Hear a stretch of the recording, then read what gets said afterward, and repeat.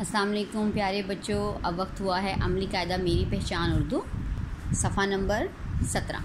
हम कर चुके हैं सफ़ा नंबर 16 तक। अब हम करेंगे सफ़ा नंबर 17 बनावट सीखिए। हम बनावट सीखेंगे हर्फ पे की, पे प।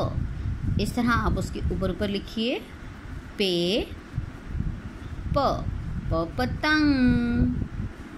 इसके नीचे हैं 1 2 3 डॉट्स। ओके, पतंग रो रही है। अब आप यहाँ देखिए प, यहाँ से आप इसके ऊपर प्रैक्टिस करेंगे। यहाँ से सर सीधा लेके आए 1 2 3 डॉट्स। ठीक है, इस तरह से आपने इसको मुकम्मल करना है और यहाँ पे आपने खुद लिखना है My pencils is not sharpened today. I'm really sorry, but please sharpen your pencils. Okay, it is for the teachers.